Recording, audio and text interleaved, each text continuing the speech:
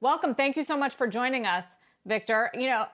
Here we are several days in now. We're beyond the point where CEOs are reacting and listening and pledging to change. How do we keep this movement going in big business? Well, first of all, George Floyd's death was a horrific event. And it was very painful for many in the Black community and people from around the world. But also, the protests, that is a sign of optimism. And to me, it means that we have hope that things can and will be better.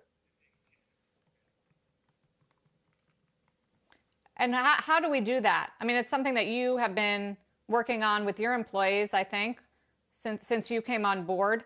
What sort of best practices should companies be doing? Well, the way we've started, I've been in my role for about a year and a half.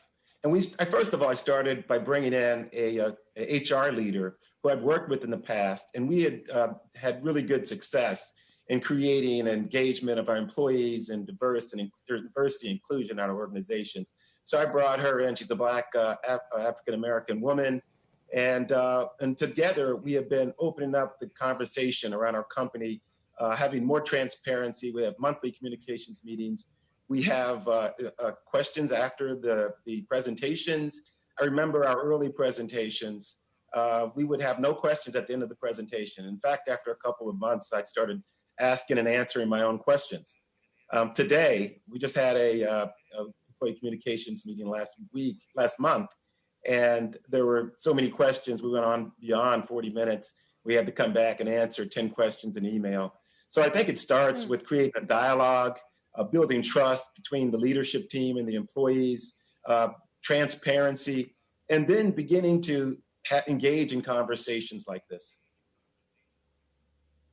Should companies publish, Victor, their diversity statistics, even if they might be pathetic and dismal, just to show that transparency that you talked about and to make targets so that they can do better? Because we don't really have any standards there. I mean, everyone likes to talk about diversity and inclusion. They like to talk about ESG and better governance. And yet no one's really being graded on any sort of metrics. Well, that's a really important question. I remember in Melanie Hobson's interview, she mentioned how CEOs are in their jobs because of their performance. They get things done. And it's interesting that we're not publishing those metrics that are like diversity metrics, which we are supposed to be important to us, but we don't publish those. So I believe absolutely those should be a part of our annual reports and key metrics. Victor, just wanted to also ask you about the business. Obviously, you make a lot of important supplies for medical device makers. What has COVID-19 meant for you?